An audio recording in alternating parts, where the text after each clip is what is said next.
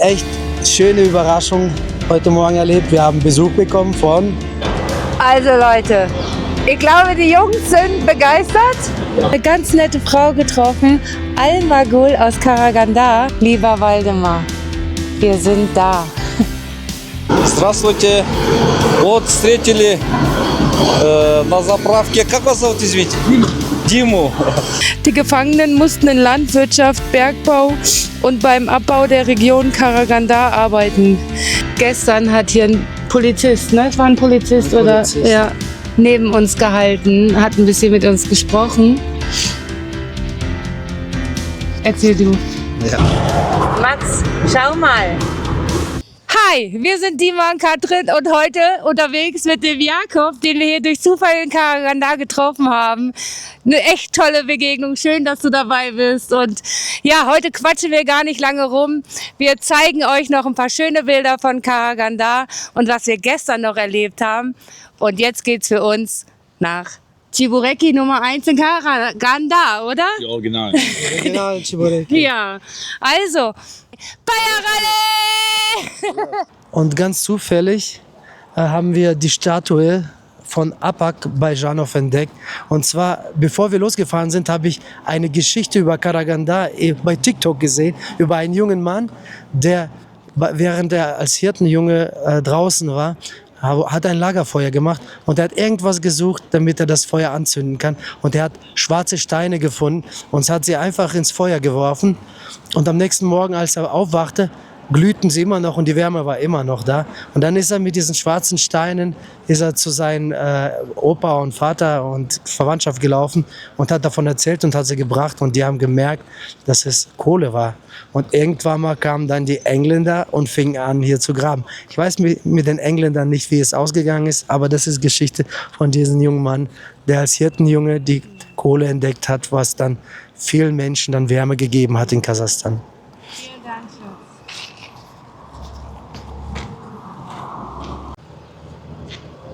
Also übersetzt heißt es Palast für Kinder und Jugendliche.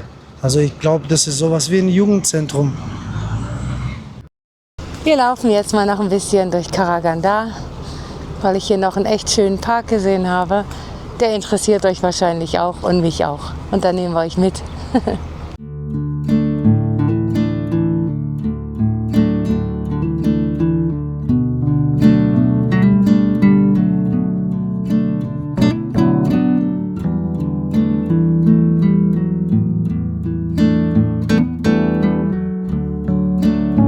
Also diese Flamme nennt man Вечный огонь, das heißt übersetzt ewiges Feuer. Und das ist zur Ehre den gefallenen Helden vom Zweiten Weltkrieg, die gegen den Faschismus gekämpft haben.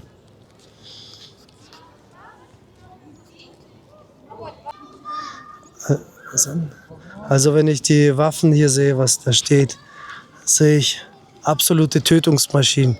Man kann sagen, es dient dazu, sich zu verteidigen, aber der Mensch ist der Einzigste, also Tiere machen sowas nicht, aber die fressen sich auch gegenseitig. Trotzdem, Mensch ist ja eigentlich klug und ist der Einzigste, der Werkzeug baut, womit man sich gegenseitig umbringen kann oder umbringt. Ja, das ist furchtbar.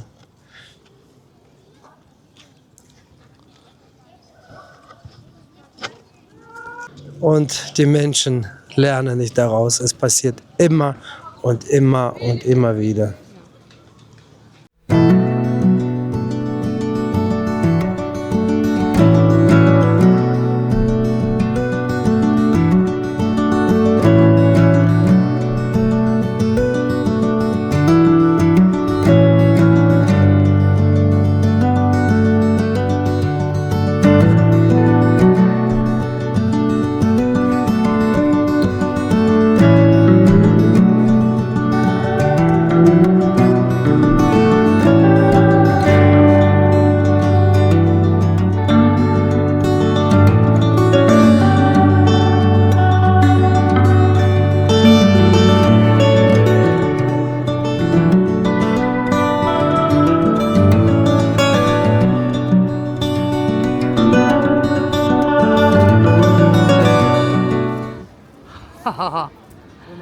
Nein, da muss ich Mütze abnehmen beim Essen.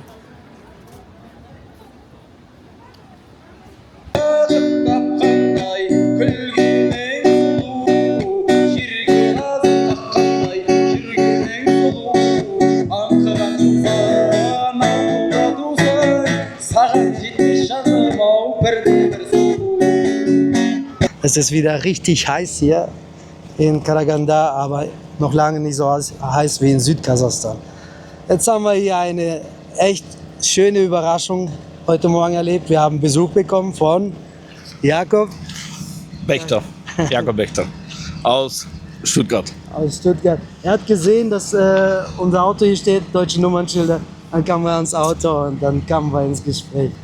Und Jakob ist auch ein Russendeutscher, der vor 1993.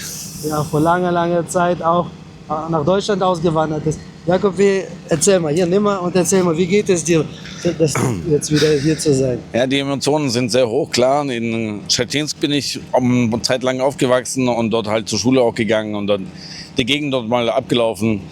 Klar, die Emotionen sind sehr hoch, so an der Schule, alte Zeiten, wenn du mal irgendwo an einen großen Laden vorbeigelaufen bist und dort dir eine Kleinigkeit geholt hast, wie ein Eis oder berühmte halt Tschibureki, die Original mit Hackfleisch. Und jetzt bin ich halt hier in Karaganda ein bisschen anschauen und dann, wie gesagt, bin ich vorbeigelaufen und sehe ein deutsche Nummernschild, dachte ich muss mal quatschen, dass sowas gibt's nicht. Jetzt sind wir hier in der schönen Sonne. Ja, Jakob bleibt wie lange noch? Ich bleibe bis zum 11. und dann fliege ich wieder zurück nach Deutschland, ja. Genau. Ja, und wir machen uns langsam fertig. Willst du vielleicht jemanden grüßen zu Hause oder so? Ja, grüße meine Kollegen aus Stuttgart, dann meine Heimat Ballstein. Wer von dort ist, servus. Video bisher. Ja, und wir machen uns langsam fertig und fahren heute 2 Orte an, die extrem emotional sind. Und wir nehmen euch auf diese Reise heute mit bei Yachale. Also, da sind wir. Da sitzen die beiden Jungs. Und hier soll der beste Tschiburek in Karaganda sein. Wir überzeugen uns jetzt davon und berichten euch. Die Erwartungen sind natürlich sehr hoch, wenn man hört, der Beste in Karaganda. Und wir sind echt gespannt. Also Leute, ich glaube, die Jungs sind begeistert. Meine Tschibureki sind schon da, die müssen noch warten, die anderen. Ehrlich? Ja, das heißt für mich. Wie viele hast du denn bestellt? Hä? Nein, das ist Spaß. Ach so. Du, ich traue ihm das zu. Also, Taste-Test. Ihr probiert zuerst. Ja. Heiß. Ist auf jeden Fall schon mal heiß. Also wir mussten darauf ein bisschen warten, dass alles frisch gemacht wird. Vermute ich mal. Ja, alles frisch.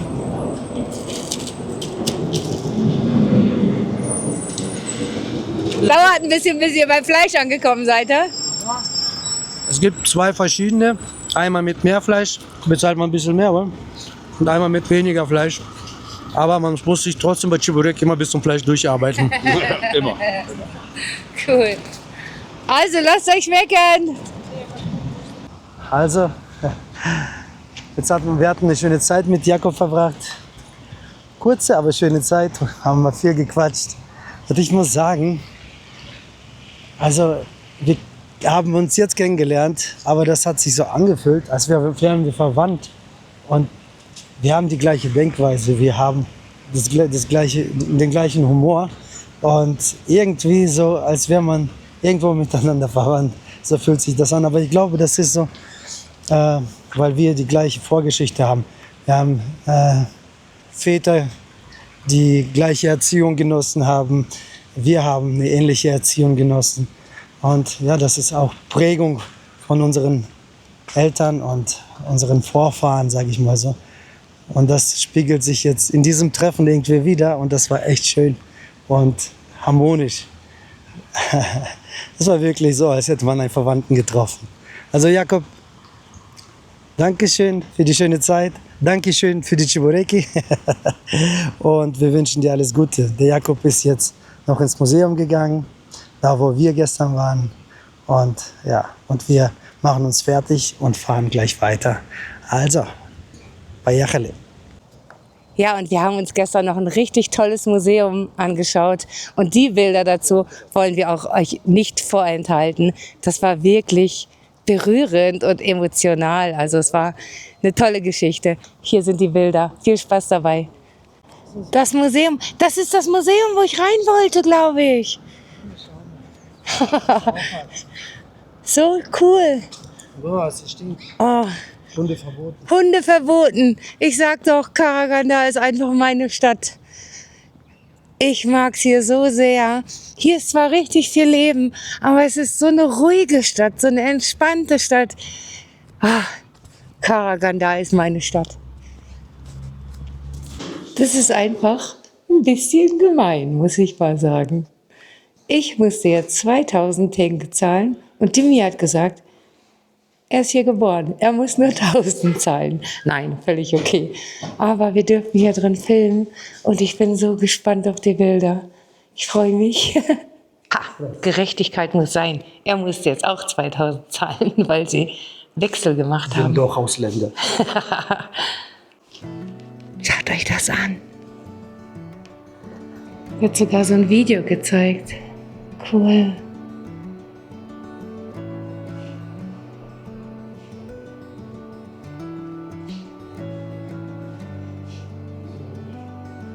Ah, jetzt verstehe ich. Das ist meine Welt. Das ist meine Welt. Jetzt wäre ich gerne mit Papa hier. Jetzt wäre ich gerne mit Papa hier. So, als wir in Kasachstan gelebt haben, war Papa so derjenige, der mich für sowas immer so begeistert hat, wenn wir irgendwelche Sendungen zusammengeschaut haben oder so. Die haben halt Reste von Elefanten und sowas oder von Mammuts hier gefunden. Also es gibt ja hier keine mehr, aber es haben mal hier welche gelebt. Es ist so. Sind die echt? Sagt's. Sie sehen extrem echt aus. Das ist von einem Mammut. An dem wäre ich ja echt wert.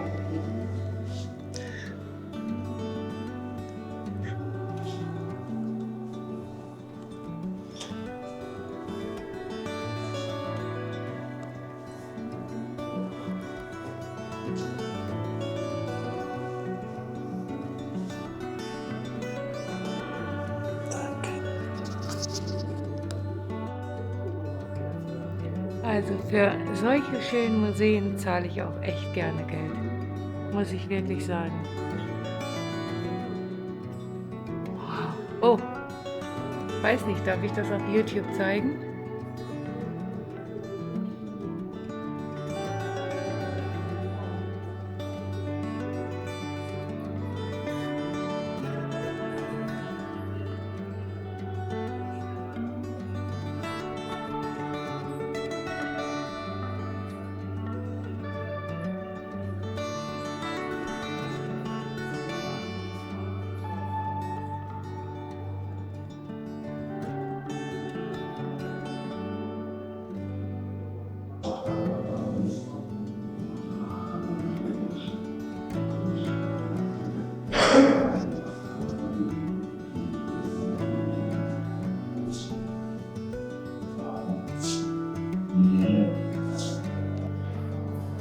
Wie schön das hier gemacht ist.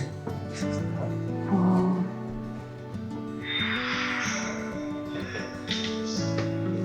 Oh, wow. Mensch, habe ich mich erschreckt.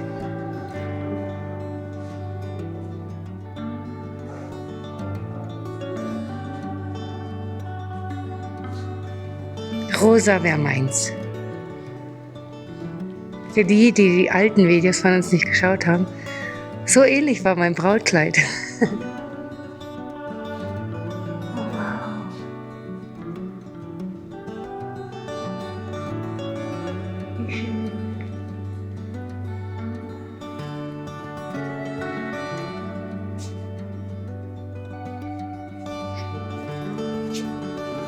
Wie schön einfach auch die kasachischen Frauen sind. Ich kann es immer nur wieder betonen, ob jung oder alt. Hammer. Сурок, das ist ganz Сурok. Echt? Ich habe gedacht, das wäre ein Suslik.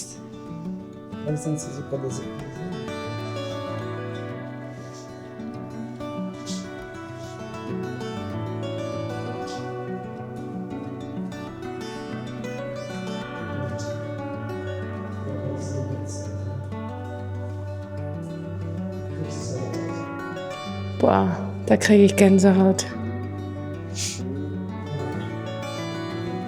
Also ich weiß nicht, ob ihr das über die Kamera erkennen könnt. Aber schaut mal, hier ist so ein Guckloch.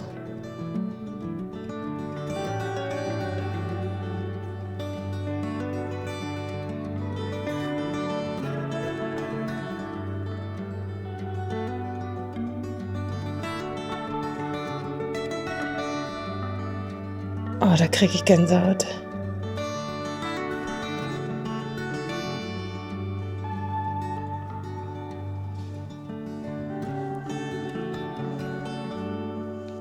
Also, ich will gar nicht so viel quatschen, weil ich würde wahrscheinlich nur falsche Dinge wiedergeben, aber ich glaube, jeder von euch, der von Kasachstan kommt, der weiß, was hiermit anzufangen ist.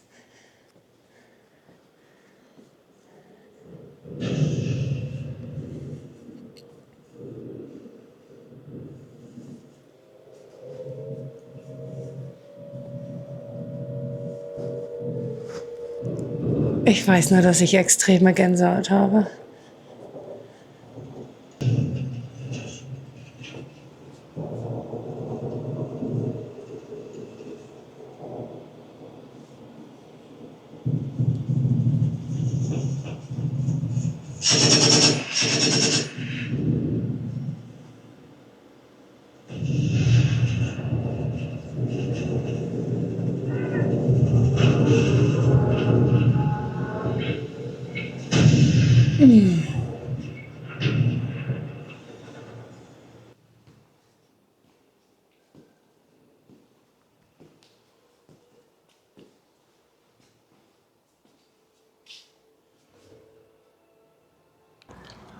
Von außen habe ich echt gedacht, erstmal, dass, ja, wer weiß, was da drin zu sehen ist in diesem Museum. Aber als wir rein sind und ich die ganzen Sachen gesehen habe, es hat mir echt gefallen. Einmal das ganz, ganz alte von diesen Mammuts und Fossilien und diesen ganzen Pfeilen und Bögen und Schwertern.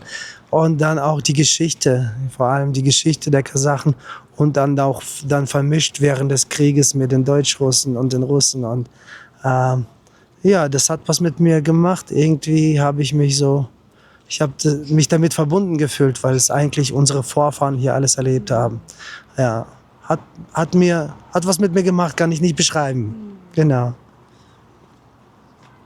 Das richtige Wort, es hat mich demütig gemacht. Ja. So, ihr Lieben.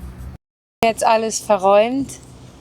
Heute stehen 2 besondere Orte auf dem Plan. Der erste ist nur 8 Kilometer. Es ist auch so eine persönliche Geschichte für den Zuschauer. Da fahren wir jetzt hin. Und der zweite Ort wird richtig emotional. Also seid gespannt. Wir nehmen euch mit und wir freuen uns sehr.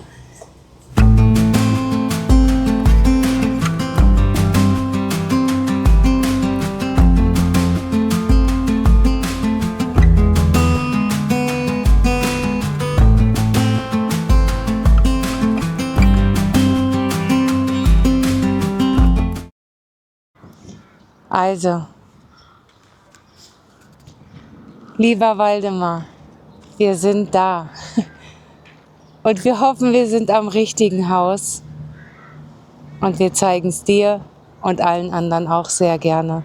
Und Dimi wird dann noch was dazu sagen, warum das so ein Herzensanliegen war, hier hinzukommen.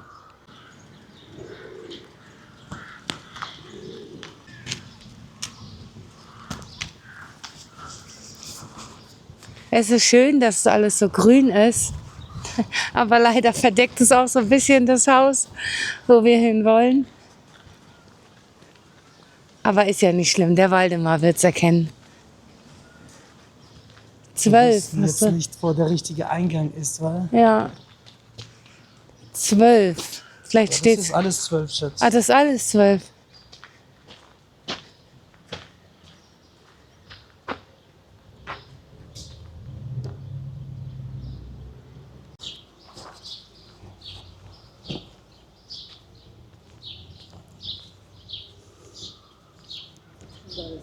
Da ist das. Nummer 2. Okay. So, Waldemar. Im 8. Stock hast du gelebt. Leider ist hier alles so zugewachsen, dass wir dir nicht so viel zeigen können. Aber ich denke, das bedeutet dir trotzdem viel. 8. Stock ist ganz oben, oder? Vorletzte, ja. Okay, und jetzt erzählt Dimi euch, warum wir hier sind. Also, hier hat Anna und Waldemar zusammen gelebt, bevor sie nach Deutschland gegangen sind.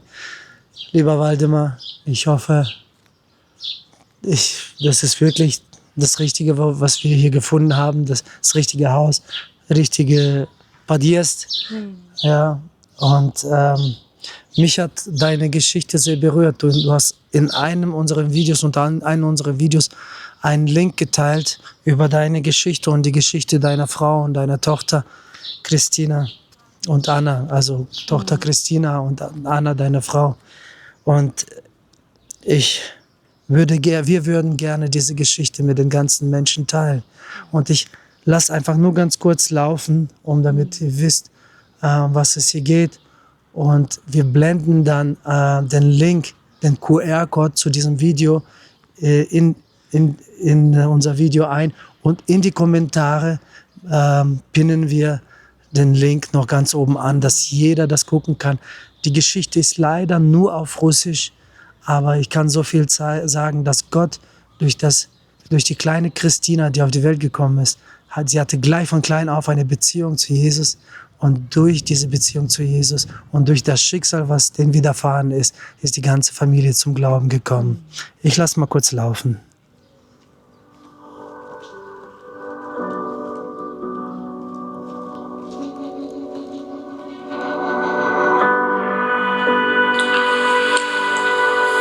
Нам не дано знать наперед, что скрывается за очередным поворотом судьбы. Счастье или беда, жизнь или смерть. Все в нашем мире непредсказуемо и зыбко. Именно так произошло в семье Анны и Вальдемара Болеет. Они не знали, сколь много им предстоит пройти испытаний и пролить слез. Ja, wir haben euch den Anfang der Geschichte jetzt eingeblendet und wir hoffen, dass ihr da reinschaut. Ich war sehr berührt und ich weiß, dass auch ihr berührt sein werdet. Schaut euch dieses Video an und schaut, wie Gott heute noch wirkt in den Familien und bei allen Menschen aus Liebe heraus. Ja. Diese Geschichte, dieses Zeugnis nennen wir das unter uns Christen, weil durch diese Zeugnisse kommen viele, viele Menschen zum Glauben. Nicht, du musst an Jesus glauben, sondern durch so wahre Geschichten, die das Leben einfach so schreibt, wo Gott einfach am Wirken ist. Und diese Geschichte zeigt einfach, in der schlimmsten Not, in unserer schlimmsten Krise, in unserer schlimmsten Verzweiflung und Traurigkeit ist Gott trotzdem spürbar da. Und deswegen war uns das so wichtig, dass wir diese Geschichte mit in unsere Videos nehmen. Also, wir verlinken das Video, wir pinnen das an, damit ihr, wenn ihr Lust drauf habt, das schauen könnt.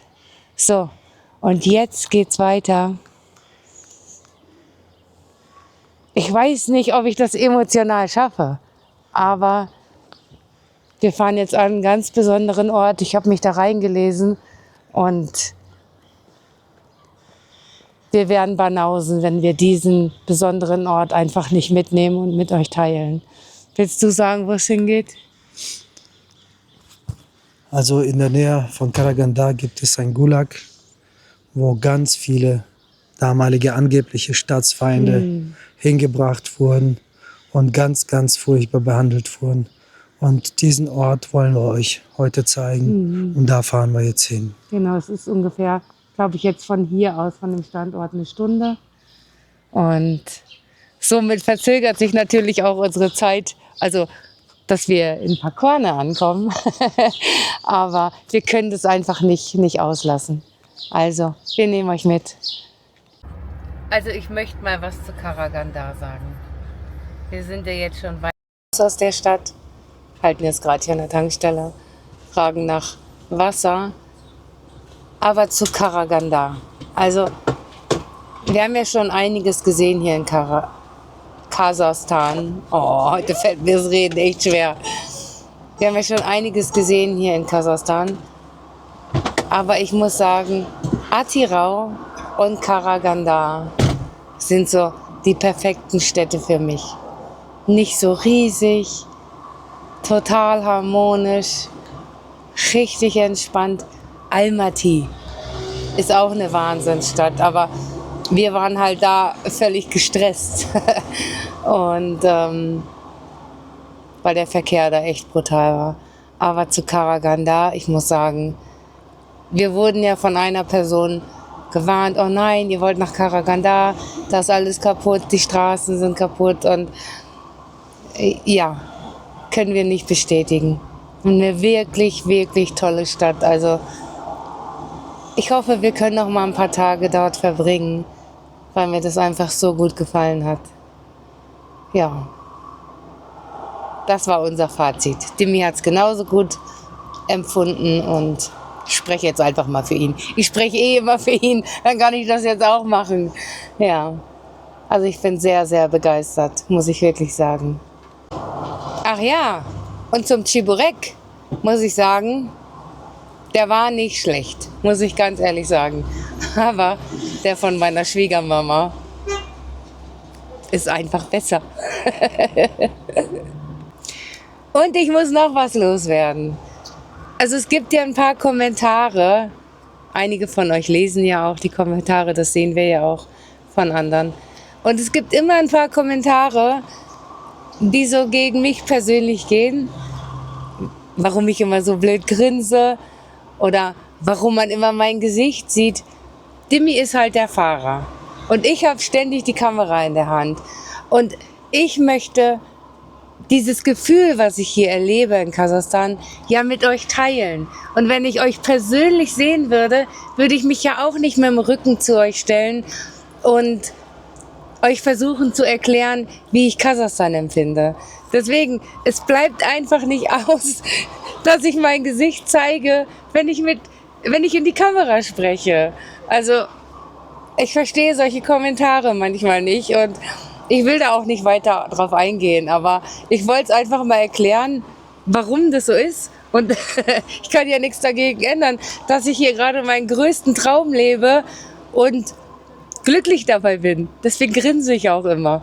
Ich bin halt eine frohe Natur und ich kann da nichts für und ich werde das auch nicht ändern. Und auch nicht ändern können, weil ich einfach so bin. Das wollte ich einfach mal gesagt haben. Und Dimi ist auch schon wieder in ein Gespräch verwickelt. Ich glaube, das sind Soldaten oder so. Здравствуйте. Вот встретили на заправке. Как вас зовут, извините? Диму. Оказывается, он проживал здесь в Токаревке, да? Потом по Корном проживали. Меня зовут Жасулан, Мурат мой коллега. Вот. Неожиданно встретили вас. Очень приятно было с вами познакомиться. Вот разговорились сейчас, оказывается,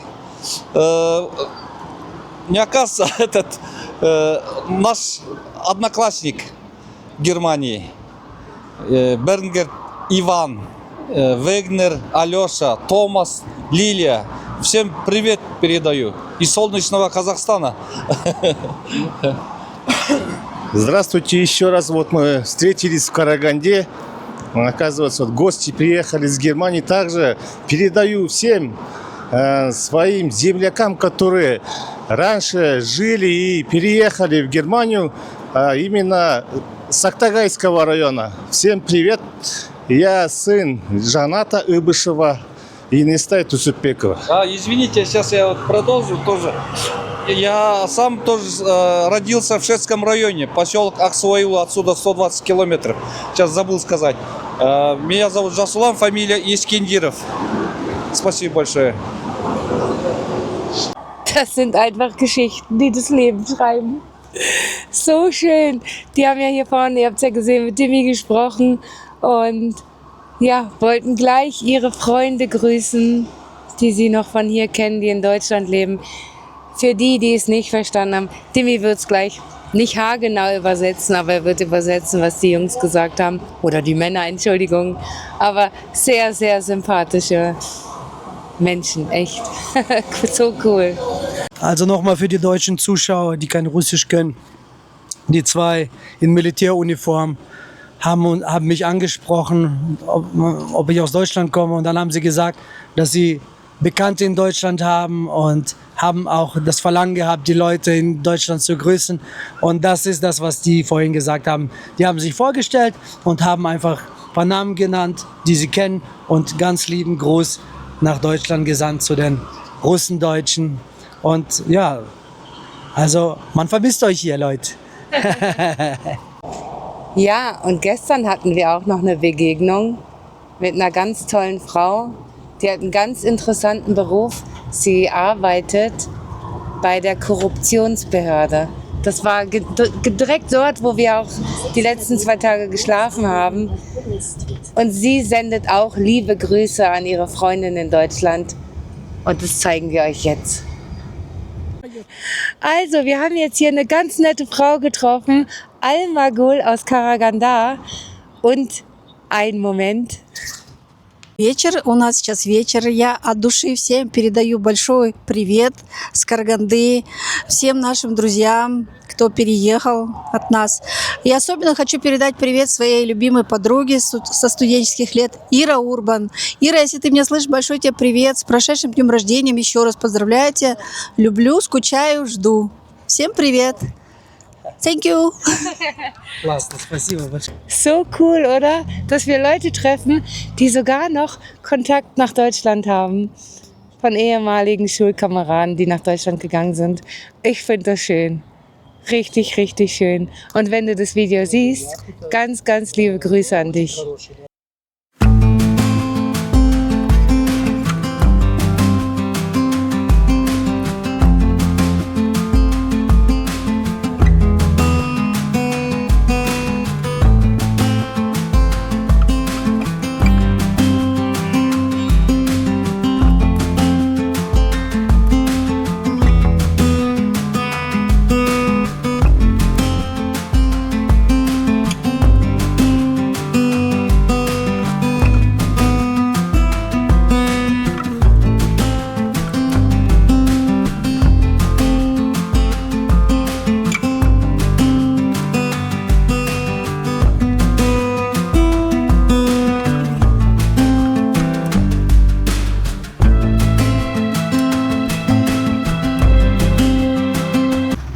Also das Navi hat uns jetzt hierhin geschickt, aber hier ist gar kein Eingang.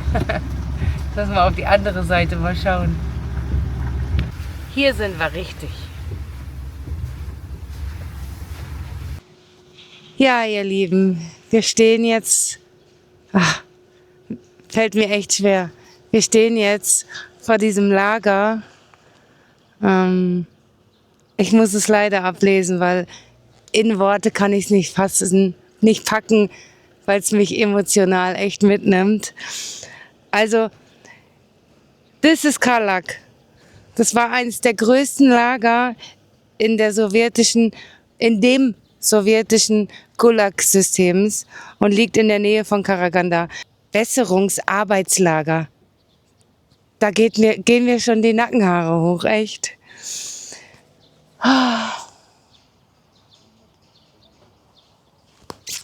Ja, was war Karlak? Gegründet wurde dieses Lager 1931 unter der Herrschaft von Josef Stalin. Es erstreckt sich über ein riesiges Gebiet in Zentralkasachstan und wird größer als manche europäischen Länder. 100.000 Menschen wurden hier interniert. Politische Gefangene, Intellektuelle, Geistliche, Bauern und Menschen, die oft ohne echte Vergehen verurteilt wurden. Die Gefangenen mussten in Landwirtschaft, Bergbau und beim Abbau der Region Karaganda arbeiten. Die Lebensbedingungen waren brutal. Extreme Winter mit Temperaturen unter -30 Grad, Hunger und Krankheiten, harte Zwangsarbeit, überfüllte Unterkünfte, kaum medizinische Versorgung. Viele Menschen starben an Erschöpfung Unterernährung oder Krankheiten. Genaue Zahlen sind bis heute umstritten. Besonders tragisch in der Nähe befand sich auch das Lager als hier ein Lager für Ehefrauen von Volksfeinden. Dort wurden Frauen einfach eingesperrt, deren Männer vom Regime beschuldigt worden waren. Viele hatten selbst keinerlei Verbrechen begangen. Ja, also ich kenne die Geschichte von Kasachstan nicht und ich kenne auch diese Geschichte nicht. Aber ihr da draußen, ihr wisst, was das hier ist und wofür das hier war. Und ich finde es einfach grausam. Ich finde es so, so grausam. Das erinnert mich, natürlich wollen wir hier keine Vergleiche aufstellen, aber es erinnert mich sehr auch an so ein Konzentrationslager in Deutschland und Polen, wo Menschen einfach so furchtbar misshandelt wurden und ihrer Freiheit beraubt wurden. Und also solche Orte machen mich wirklich extrem traurig. Und ja, wir gehen jetzt einfach rein, schauen mal, ob wir dort filmen dürfen. Und ja, wir kommentieren nichts, was da drin ist, weil alles, was ich reden würde, würde ich vielleicht kaputt reden. Also lasst einfach die Bilder auf euch wirken und ja, kommt einfach mit. Wir durften drin nicht filmen, wir durften nur Fotos machen. Und es gab insgesamt 3 Etagen, ne? Eine Etage, Keller, ja. eine Etage war der Keller, wo die ganzen Gefangenen und die Frauen von den Gefangenen untergebracht waren. Im Kinderzimmer. Das war echt brutal zu sehen. Und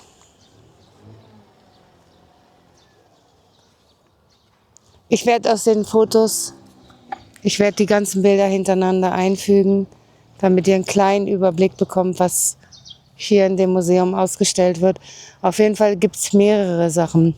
Es geht jetzt nicht nur um die Gefangenschaft, ne, sondern auch um den Zweiten Weltkrieg. Die Bilder habe ich weggelassen oder haben wir weggelassen.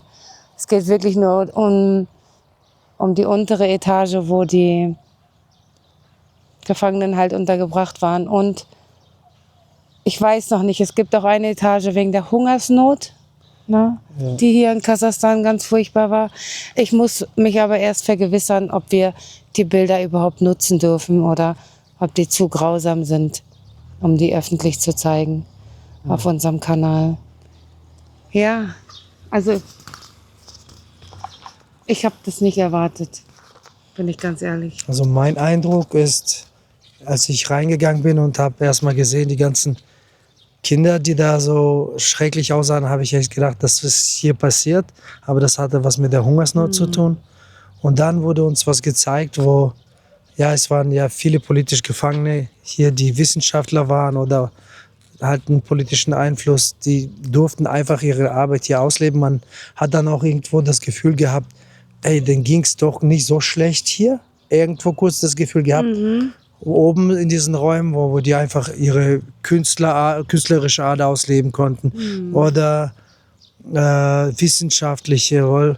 Aber dann wurdest du dann runtergebracht und da wurde dir gezeigt, was mit denen dort unten passiert ist, wie sie gelebt haben. Also ich kann mir nicht vorstellen, in so einer Kammer zu leben ohne Licht oder kurz nur flackerndes Licht oder was. Die meisten haben 5 bis 10 Jahre mussten sie sitzen, sind ein paar Leute entlassen worden, konnten weiterleben. Aber es gab auch Leute, also da ist eine Wand voll mit Leuten, die innerhalb von 20 Jahren unter das Erschießungskommando hier gekommen sind. Und das war noch nicht mal die ganzen Namen, hat die Frau gesagt. Das Furchtbare ist, den Menschen wurde erst gesagt, ihr müsst 10 Jahre sitzen. Und kurz bevor die 10 Jahre abgesessen haben und schon Hoffnung hatten, dass sie wieder gehen dürfen, hat man gesagt, ja, wir haben ihren Fall neu aufgewickelt, wir prüfen das nochmal und dann wurde es geprüft. Und dann wurden diese Menschen vor Erschießungskommando gestellt. Und das ist einfach furchtbar. Dann gibt es den Menschen, das ist ja bestialisch. Die Hoffnung, das absitzen zu dürfen. Der Mensch sitzt es fast ab und denkt sich, ich komme jetzt raus und dann auf einmal heißt es, wir werden dich doch erschießen. Willst du das mit den Gläubigen auch noch sagen? Also Die ersten Menschen, die hier gelandet sind, waren gläubige Menschen, aber egal welcher Religion. Jeder, der einen Gott verherrlicht hat zu der Zeit, ob es jetzt Muslime waren oder Christen, wurden hierhin gebracht und eingesperrt. Also es gab damals ein Gesetz, dass man geistiges Leben nicht praktizieren darf oder anderen davon erzählen darf. Und wenn jemand davon erzählt hat und irgendjemand hat dich verpetzt oder jemand hat dich gesehen, dann wurdest du verhaftet und hierhin gebracht. Das waren die allerersten Menschen, die hergebracht wurden, hat die Frau uns gesagt.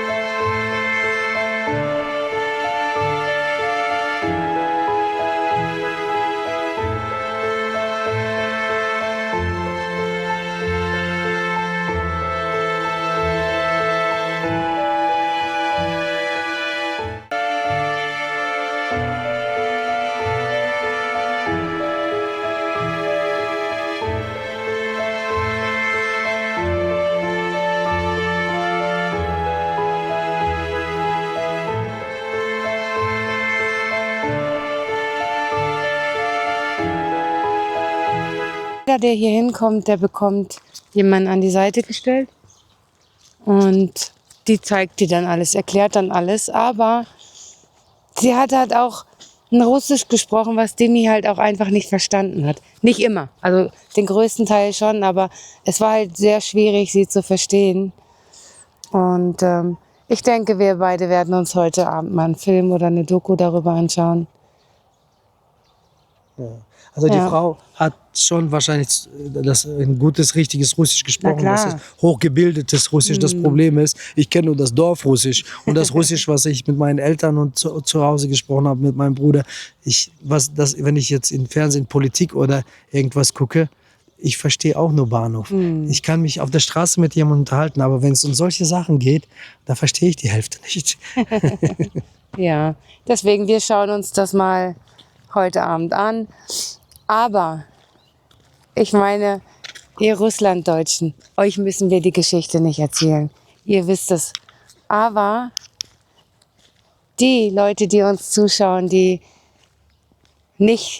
also nichts mit Kasachstan zu tun haben, wir können euch das echt ans Herz legen, dass ihr, wenn ihr da auch so unwissend seid wie ich, also das ist brutal, echt brutal. Ja, also wir fahren jetzt nach wie heißt es? Temirtau und suchen uns dort einen Schlafplatz, weil es ist schon echt, ich glaube 17 Uhr oder so, ne? 2 Stunden fahren wir jetzt bis dahin, oder? Ich weiß es nicht. Ich weiß nur, dass ich Hunger habe. Ja, und ich bin durcheinander. Ich bin echt durcheinander. Ich weiß auch gar nicht, was ich hier rede, bin ich ganz ehrlich. Also, wir fahren jetzt weiter. Weiter geht's, komm. Das ist das Dorf direkt an dem Museum. Und man hat uns gesagt, dass hier ganz viele Deutsche gelebt haben. Also es ne? war ein deutsches Dorf. War ein deutsches Dorf.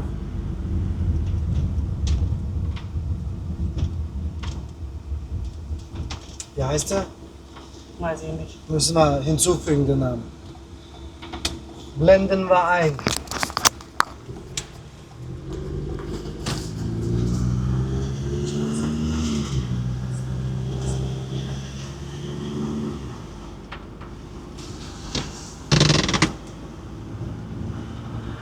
Hallo. Das hätten wir ja mitnehmen können.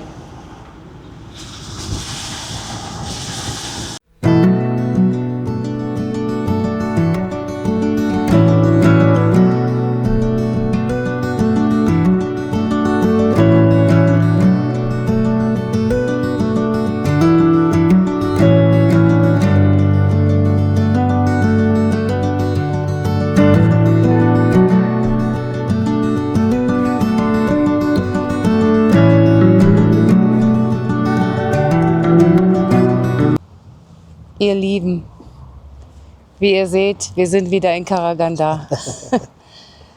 Ja, irgendwie hat uns dieser Museumsbesuch echt zugesetzt. Und da wir uns hier in Karaganda echt wohlfühlen, haben wir gedacht, wir fahren heute Nacht nicht nach Temirtau. Temirtau. Ja, und bleiben hier an diesem Ort nochmal, verbringen jetzt hier die Nacht und versuchen irgendwie, ja, die Bilder aus dem Kopf zu kriegen und ja, wir verabschieden uns auch, Genau, wir oder? verabschieden uns jetzt. Wir gehen noch ein bisschen spazieren. Ja, Aber die Kamera bleibt hier. genau. Bisschen Privatsphäre muss sein. Ja.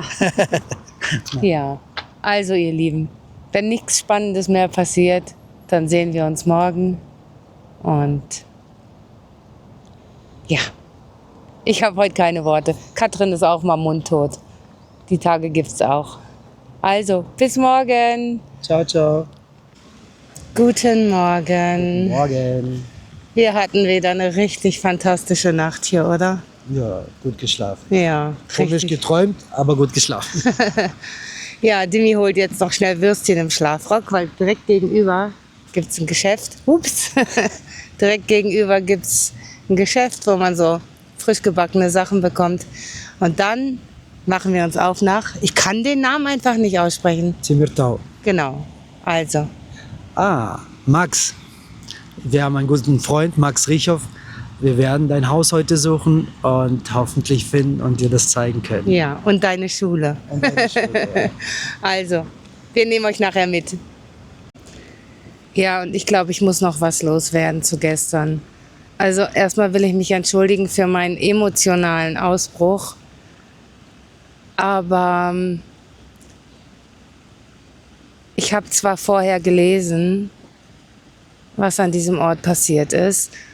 Und da war ich schon so emotional ergriffen. Und ich bin halt leider auch kein Historiker, der das so runterrattern kann, die Geschichte. Und vielleicht war für den einen oder anderen meine Emotionen einfach zu viel.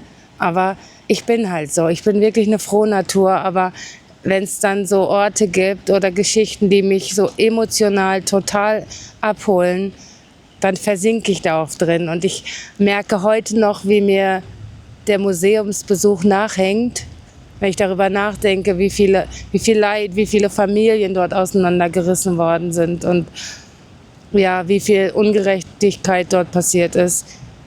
Dann kann ich das nicht so einfach abhaken und ich fühle das dann immer so. Ja.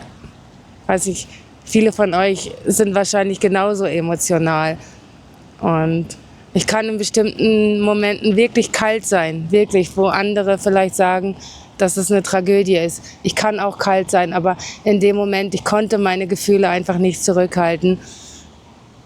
Und ich wollte auch nicht, dass die Aufmerksamkeit auf mir liegt, sondern auf diesem Ort und auf das Geschehen und der Geschichte. Und ich hoffe, ihr tragt mir das nicht nach oder, ja, weiß nicht. Ich wollte einfach kurz Stellungnahme dazu nehmen und euch erklären, warum ich da so emotional bin. Mich betrifft es ja nicht. Also meine Vorfahren kommen nicht von hier, aber zum größten Teil eure Vorfahren. Und ja, also für mich ist das ein ganz grausamer Ort gewesen und eine ganz grausame Geschichte. Und ja, ich habe da heute noch dran zu knacken. Also, bis nachher. Ihr Lieben, gestern hat hier ein Polizist, ne? Es war ein Polizist, oder? Ja, neben uns gehalten, hat ein bisschen mit uns gesprochen. Erzähl du. Ja, meine Frau ist wieder sentimental. Ja, wir haben uns ein bisschen unterhalten und dann ist er weg und wir sind weg. Wir hatten auch nicht vor, wiederzukommen. Und heute wollten wir jetzt frühstücken und dann wieder abreisen, wollten wir nach Temirtau. Und da haben wir gesagt, damit wir nicht wieder essen gehen, lass uns doch zusammen frühstücken, damit wir satt abreisen. Und dann haben wir uns was zu essen geholt. Hier und hier, Katrin hat ein bisschen was geschnibbelt, hat ein bisschen noch was von gestern. Und auf einmal hören wir eine weibliche Stimme, die zu uns ruft, ob sie rein kann. Haben wir gesagt, ja klar. Dann kam sie rein und hat uns Essen gebracht. Hühnersuppe gebracht, selbst gemacht. Aua, die ist sogar noch heiß. Die ist noch heiß. Dann hat sie uns Baursaki, also manche kennen das unter Krebeli, gebracht. Genau, ohne Ende. Grünzeug hat sie gebracht. Und sie wollte es gestern schon bringen, aber der Mann hat zu ihr gesagt, wir sind schon weg. Und dann hat er wahrscheinlich heute gesehen, dass wir da sind und hat ihr geschrieben. Und dann kam sie und sie hatte einfach auf dem Herzen was Gutes zu tun, weil sie glaubt, weil sie einen Sohn irgendwo hat, der am Studieren ist, Petersburg oder ich hab's vergessen, Mann, diese Siebkopf. Ja, aber ich weiß, dass sie Svetlana heißt. Дорогая Светлана, большое спасибо. Мы очень благодарны за ваше доброе сердце, большое сердце. И пусть Бог благословит и вас, вашего мужа и вашего сына 20 раз больше, чем вы нам дали. Даже больше, больше, больше, больше. Also, ich habe nur gesagt, liebe Svetlana, vielen Dank für Ihr großes Herz und dass Sie uns das gebracht haben. Der liebe Gott soll Ihnen das, ich sag mal, 2000-fache wieder zurückgeben. Ja, für diese Güte. Wir haben damit gar nicht gerechnet und dann werden wir hier so überrascht.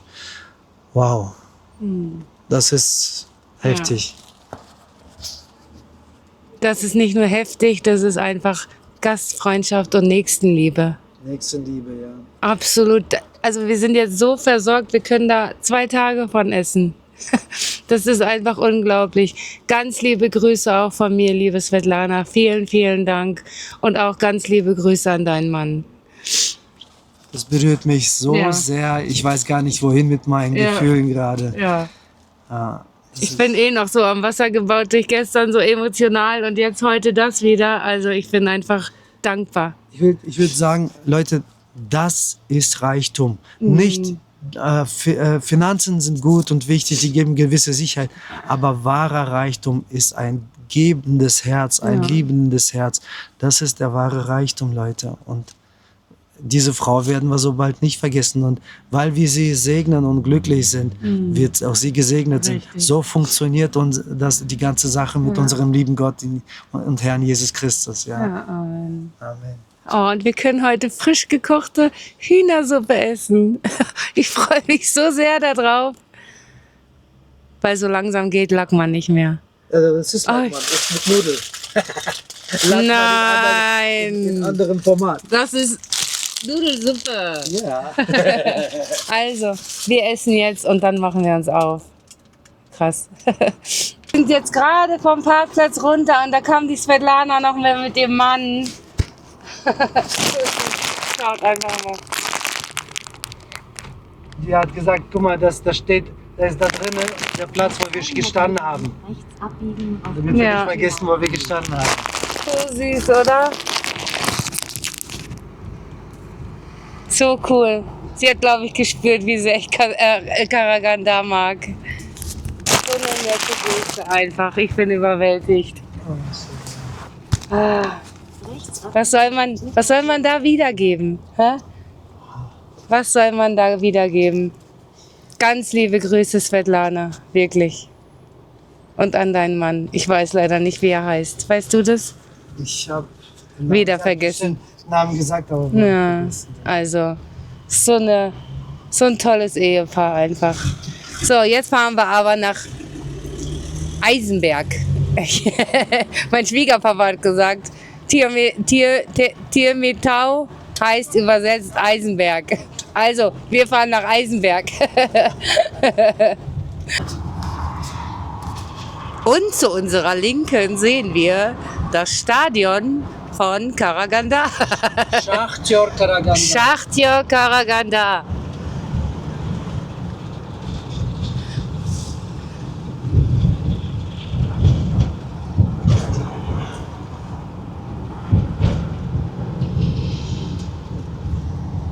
Hat der Waldemar sein Stadion doch bekommen. Ja, genau.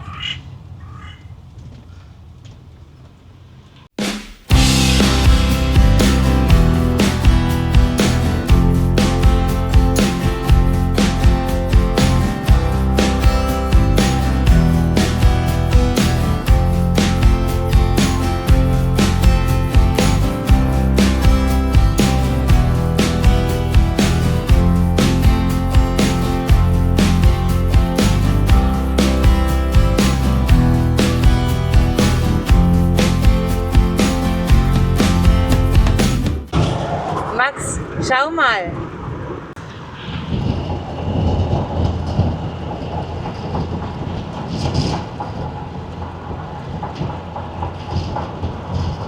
Also, die Adresse ist eingegeben von deinem Haus. Das heißt ja, dass das Haus eigentlich noch stehen müsste, oder? Sonst wird es ja uns nicht anzeigen. Wir fahren zuerst zum Haus und dann versuchen wir noch deine Schule zu finden. Und wir hoffen sehr, dass du Freude an den Bildern hast. Ganz liebe Grüße nach Plettenberg. Und natürlich auch ganz liebe Grüße an alle anderen, die zuschauen, die hier aus Eisenberg kommen.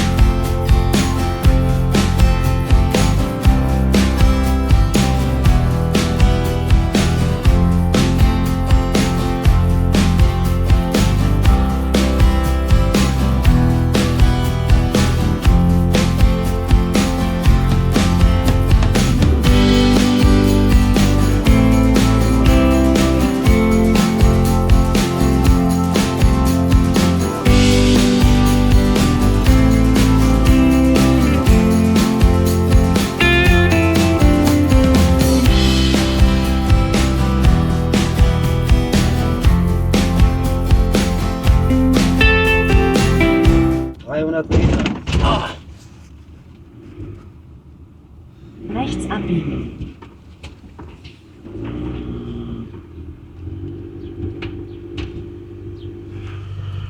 Max, wo hast du uns hingeschickt? Schreib's in die Kommentare, Max. Sieht das richtig aus? Es fühlt sich gerade falsch an. Sagt hier lang. Hier? Ja. Nein. Nach 200 Metern befindet sich das Ziel auf der linken Seite. Das Ziel befindet sich auf der linken Seite. Du hast es gehört. Das da vielleicht? Ja, das hier. Aber das sieht ja relativ neu aus. Das hier, Schatzi. Hier. Okay. Max, ist das dein Haus? Einmal entweder das oder das mit den pinken Wänden da vorne. Wir fahren noch ein Stück weiter. Nummer 60 war das.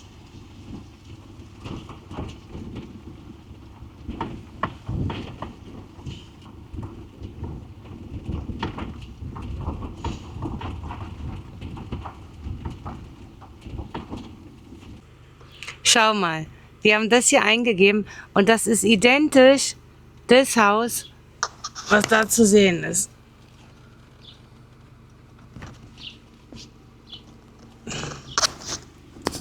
Ich weiß nicht, vielleicht wurden die Nummern vertauscht oder was. Hier steht jetzt Dom 51. 51. Mal schauen, vielleicht finden wir ja auch jemanden, den wir anquatschen können. Genau, also da ist vielleicht jemand drin. Ja, gucken wir mal. Hier ist ein Dings. Briefkasten, vielleicht steht auch was auf dem Briefkasten. Ja. Also bisher 4. Was ist hier? 54. Naja, dann fahr mal.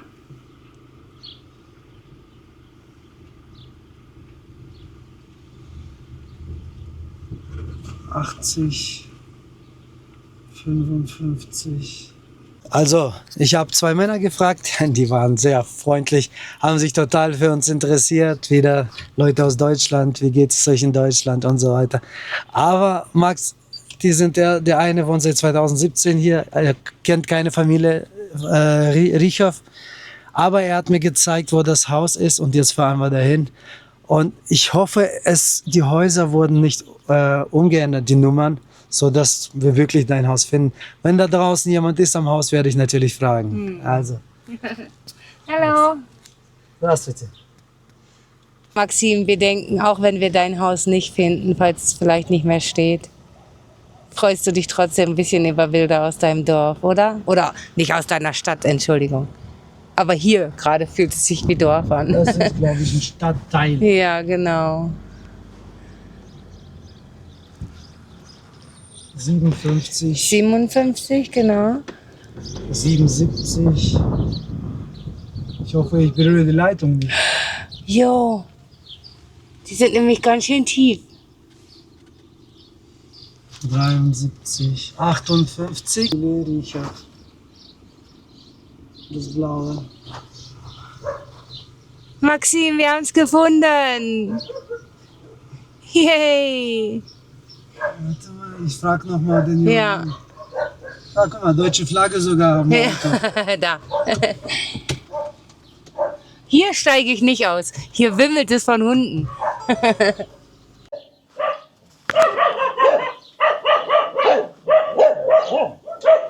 Ну, я-то Максима не знаю, ну, а вот старому Рихову вот привет, если он жив, здоров. Спасибо Ну большое. и всей Германии привет. Да, вот. Макс, вот Чтоб главное мирно жили. мирно жили. Да, все. Вы, вас как зовут? Виктор, Виктор, а фамилия? Вадья. Вот. Макс, может, ты еще помнишь, знаешь? Ну, он твоего папу знает. И вот твой дом, Макс, мы снаружи снимем для тебя. Вовнутрь мы не зайдем. Ну, надеюсь, тебе это хватит. Вот, Своим ходом ехали? да, мы из Германии вот на этой машине приехали. Вот твоя улица. Собаки меня чуть ли не покусали за тебя. Нет, это добрые собаки. Дом свой защищает. Ну, вот так вот. Hey Maxim, ist das nicht cool? Wir haben sogar noch jemanden getroffen, der euch als Familie kennt. Also das ist ja richtig, richtig cool und das freut mich total. Ich bin ja eh so ein emotionaler Mensch und es ist mir eine Freude, uns eine Freude, dass wir das geschafft haben. Also Dimi hatte noch ein richtig langes Gespräch mit dem guten Mann. Mir ist richtig heiß, weil wir die ganze Zeit in der Sonne gestanden haben. Aber willst du ein bisschen erzählen, was er so erzählt hat? Oder? Ja. Politisch kennt er sich total aus. Ja, aber auf jeden Fall hat er einfach nur ein bisschen erzählt von seinem Leben, dass seine Mama in Russland lebt und seine Schwester. Und ja, wir haben uns einfach vom Herzen unterhalten. Ja, war ein nettes Gespräch. Es gibt ja Gespräche, wo man denkt, ich muss unbedingt weiter, ich will nicht mehr Ja. weiter quatschen. Aber das war so ein herzlicher Mann. Ja. Der hat so eine Einfachheit ausgestrahlt, Ja, ne? so eine Ruhe. So als würde man ihn ewig kennen. Man könnte sich jetzt mit ihm hinsetzen und zusammen essen und einfach über alles quatschen. Weil der hat uns auch eingeladen, hat gesagt, sie sollen vorbeikommen bei ihm. Ja. Aber wir fahren jetzt erstmal die Schule suchen. Richtig. Jetzt suchen wir die Schule, Maxim.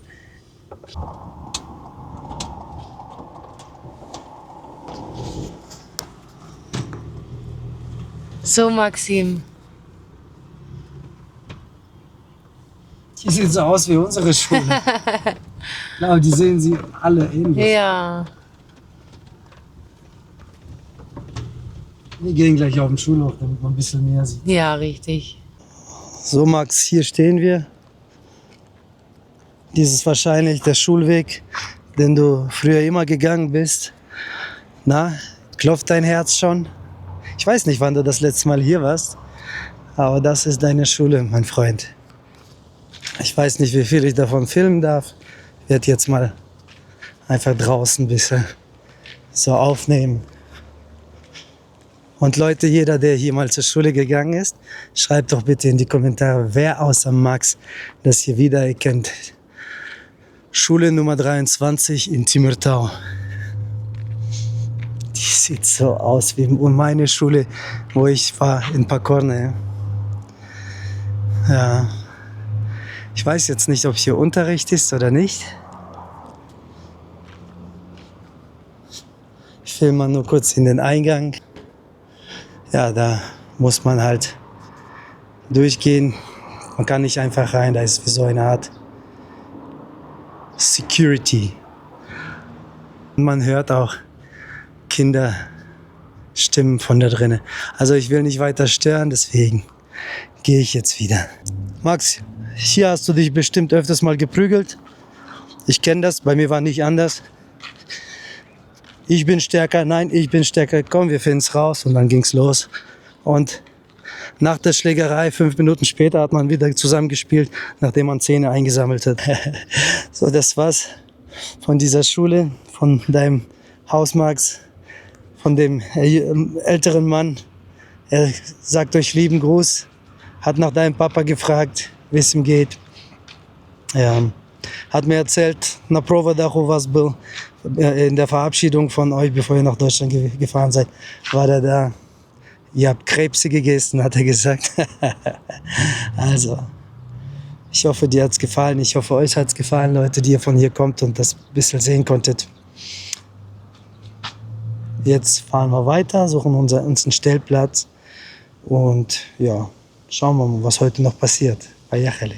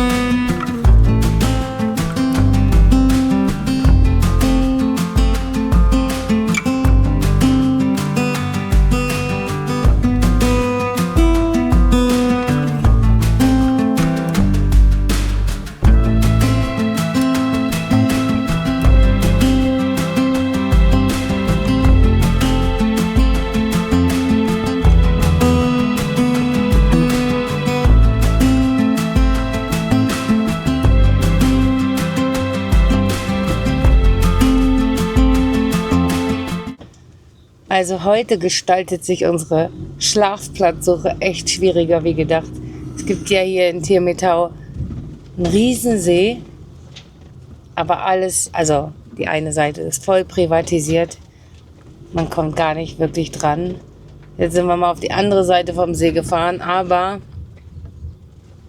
schwierig.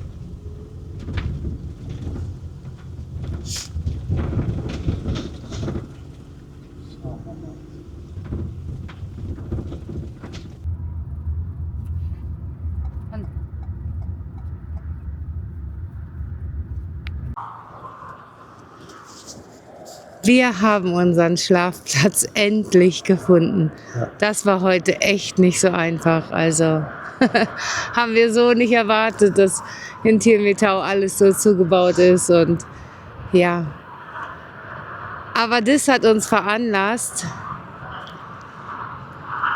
bis kurz vor in seinem Dorf zu fahren. Da hinten ist es schon zu sehen, aber da wir so viele Sachen gemacht haben, die gar nicht geplant waren für dieses Video, müssen wir das Video hier beenden, weil die Ankunft in Dimi sein Dorf und die Emotionen und die Freude, wir wollen das nicht in 5 Minuten abtun. Deswegen beenden wir an dieser Stelle das Video. Und ja, wir hoffen sehr, dass euch das Video gefallen hat. Auch mein emotionaler Ausbruch. Wie gesagt, ich habe mich vorhin schon entschuldigt heute Morgen, aber ja, das sind wir halt. Und hier an jedem Ende des Videos wollen wir euch natürlich segnen. Und ich weiß nicht, ob du Worte hast heute, weil du so... Ich weiß nicht. Ich finde schon was. Ja. Ja. Also, ihr Lieben, das ist jetzt auf unserer Reise mein gelobtes Land. Ja. So lange Zeit nicht mehr hier gewesen. Und jetzt stehe ich an dem Platz, wo ich mit meinem Opa verbracht habe und mit meinen Cousins und Cousinen. An dem Platz, wo ich vor einem Mann weggerannt bin, weil ich seine Autoscheibe eingeschlagen habe und er mich gejagt hat. Und ich habe vor Angst mir in die Hose gepinkelt. Ich habe aber noch nie so schnell gerannt. Ja, jetzt kommen so Erinnerungen hoch. An diesem Fluss war das. Hier habe ich mich dann auch sauber gemacht. Er hat mich nicht erwischt. Falls du weißt, wer ich bin, es tut mir leid, dass ich das damals getan habe. Oh Mann. Ja, Leute, ich wünsche auch euch, dass ihr alle in euer gelobtes Land kommen könnt. Dass ihr euren Frieden findet. Dass ihr eure Ziele erreichen könnt. Aber die besten Ziele sind die Gott für uns vorgesehen hat. Ja. Und das sind auch die leichtesten Ziele, die wir erreichen können, weil Gott gibt uns ungern das, was uns schadet. Genau. Ja.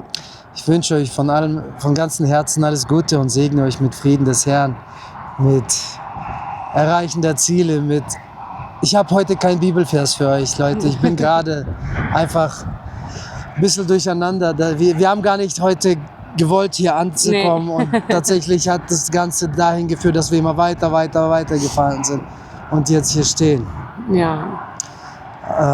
Ja, ich wünsche euch alles Gute vom Herzen. Es waren in diesem Video super Erfahrungen, super Erlebnis, auch mit der Svetlana heute, die uns das Essen gebracht hat. Und auch das wünsche ich euch vom ganzen Herzen. Diese Liebe in euren Herzen, dass ihr einfach den Nächsten liebt, wie euch selber, dass ihr ein Vertrauen auf Gott habt, dass ihr, wenn ihr jemandem was Gutes tut, dass ihr auch zurückbekommt. Und ja, dass wir alle miteinander so umgehen können, wie die Svetlana es heute vorgemacht hat. Ja. Ich finde keine Worte, ich wünsche euch alles Gute. Ja. Ich segne euch im Namen Jesus Christus mit allen Frieden, den es geben kann und gibt. Ja, Amen. Ja, und wenn dir dieses Video gefallen hat, dann weißt du, wir freuen uns immer sehr über ein nettes Kommentar und auch über einen Daumen. Und falls du uns noch nicht abonniert hast, fühl dich frei, das jetzt zu tun. Und wenn du nicht verpassen willst, ihr müsst nicht lange warten, nur bis Sonntag. Wenn ihr das nicht verpassen wollt. Bis Sonntag? Ja. Bis Mittwoch. Sonntag kommt das Video raus. Um Gottes Willen! Bis Mittwoch. Und wenn ihr das alles nicht verpassen wollt, ihr müsst nicht lange warten, nur bis Mittwoch. Und dann freuen wir uns sehr, wenn du wieder dabei bist. Bis dahin. Ciao.